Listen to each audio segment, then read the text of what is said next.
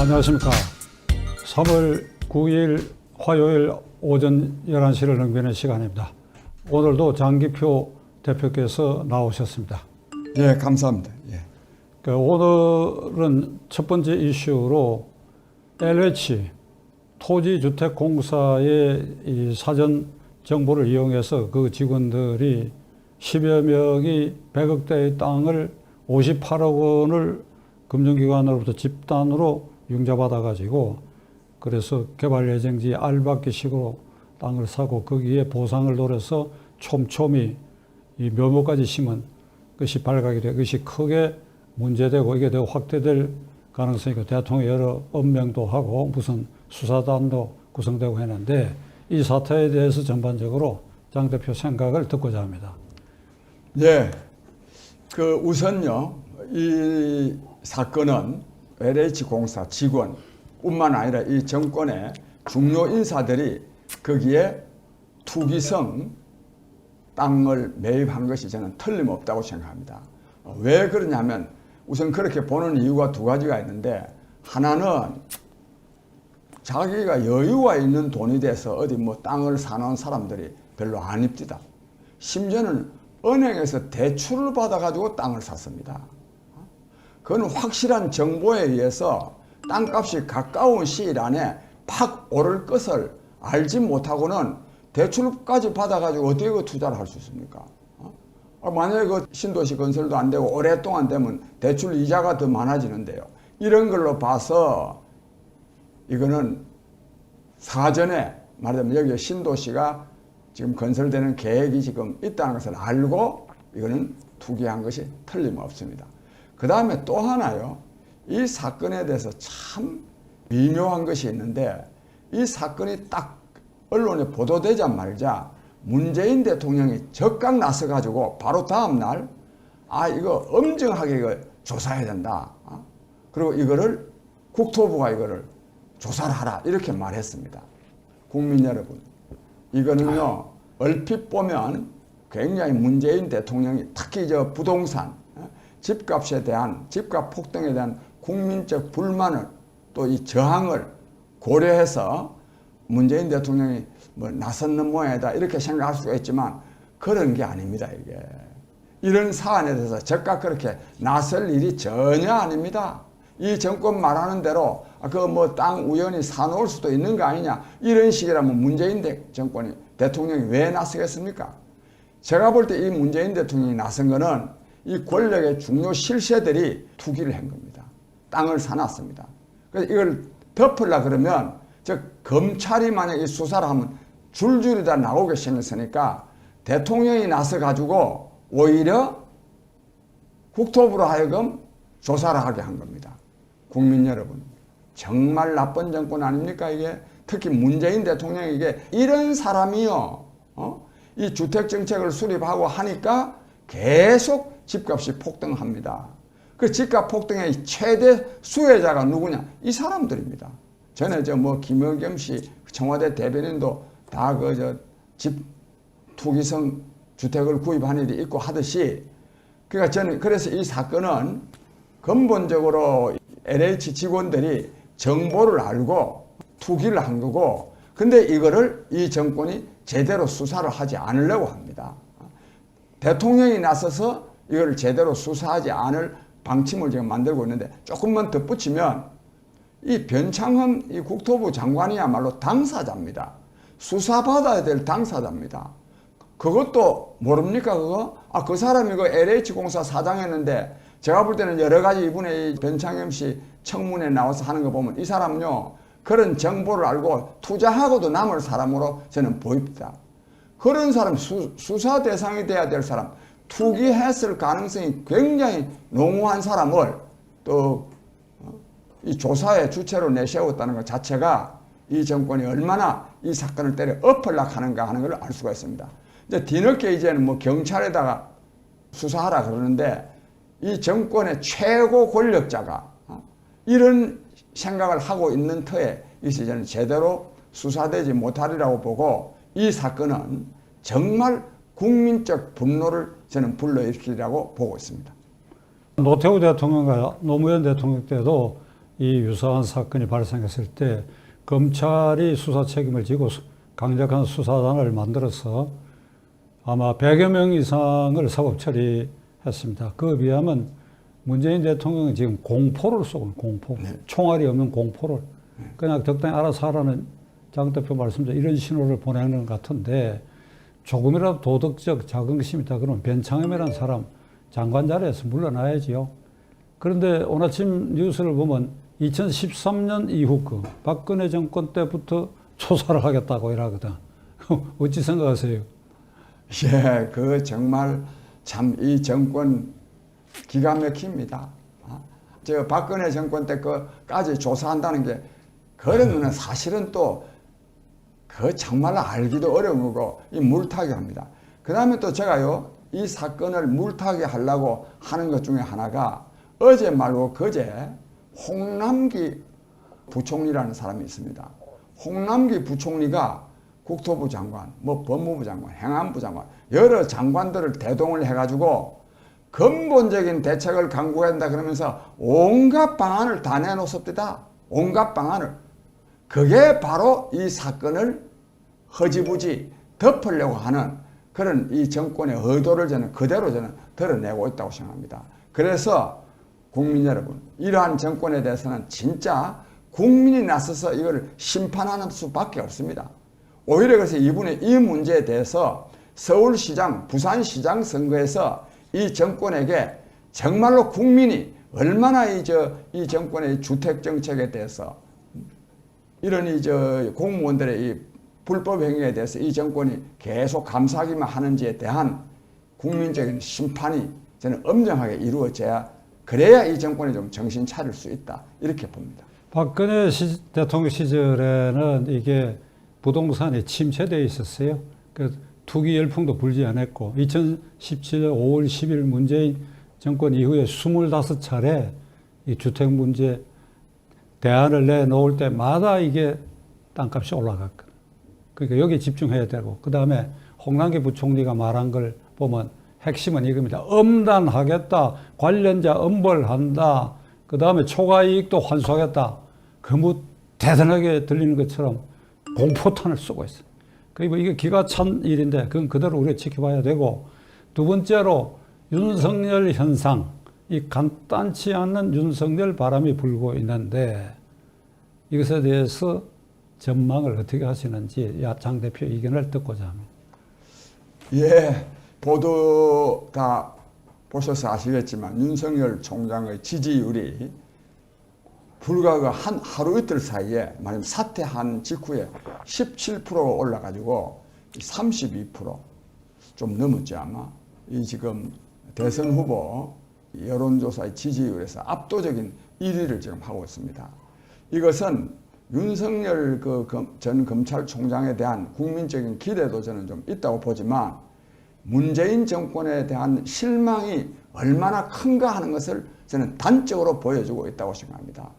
그리고 이게 또요, 문재인 대통령, 이 정부도 문제지만 지금 여당의 지금 후보로 거론되는 사람들도 이거 참 문제입니다. 이재명 지사, 이거는 진짜 문재인 대통령보다 더 했으면 됐지, 덜 할 사람이 아닙니다.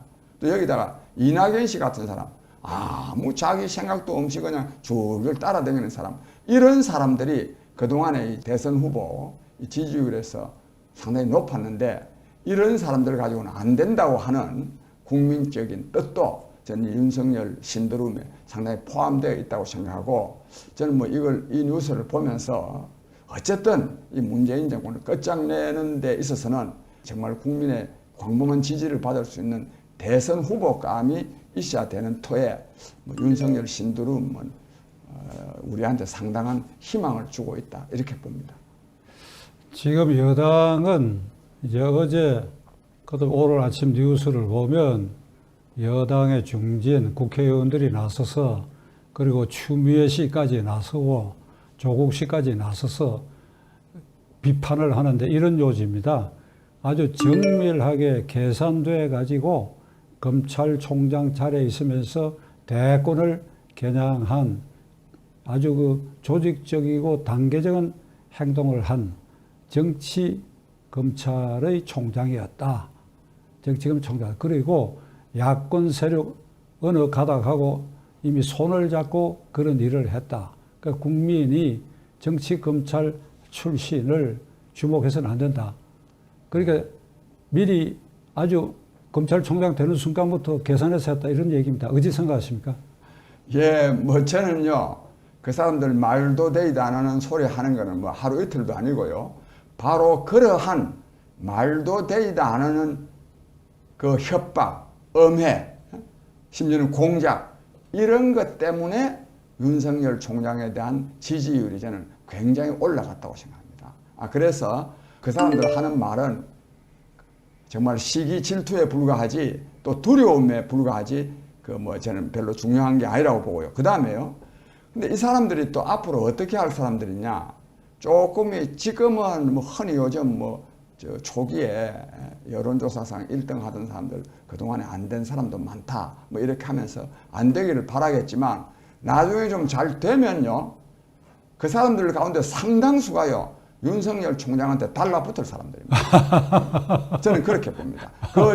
그 사람들이 옛날에도 그랬습니다. 옛날에도 노무현 때도 그랬고 뭐 쭉 그래 왔습니다. 그런 점에서 저는 뭐 그 사람들이 오히려 윤석열 총장의 지지율이 올라가는데 기여하고 있을 뿐이라고 생각합니다. 그리고 왜 그러냐 하면 이게 말이 되는 소리를 해야 되는 거 아니겠습니까? 윤석열 씨 지지율이 왜 올라갔습니까? 뭐 시작은 이제 조국 부부에 대한 수사 때문인데 그때 이 사람들은 뭐라 그랬습니까? 조국이가 무슨 죄가 있느냐? 오히려 그게 지금 방금 말한 것도 조국이 수사 이런 것이 자기가 앞으로 대선에 나가려고 그 일부러 수사한 거다. 일부러 수사한 게 아니라고 하는 것이 법원의 판결에 의해서 확인된 거 아닙니까? 조국 부인이 징역을 3년 6월 받았죠 아마? 4년. 4년요. 그 4년이 그게 작은 형량이 아닙니다. 이제는 그러니까 조국이 사랑한다, 정경심을 사랑한다 이런 말들 할 수 없는 그 확인되었는데 지금도 무슨 윤석열 검찰총장이 자기의 정치적인 의도 때문에 그 사람들을 무리하게 수사했다. 이는 말도 안 되는 소리죠. 시청자들께서 잘 알고 계시겠지만 분명히 해야 할 것은 윤석열 총장의 울산시장 부정선거 사건, 그 다음에 울산 원전 1호기 경제성 조작 사건, 조국 가족 사건, 신라젠 옵티머스 라임 사건, 이거를 이 정권을 골탕 먹이고 문재인 대통령에게 위해를 가하려고 수사를 착수하고 지휘한 게 아니지요.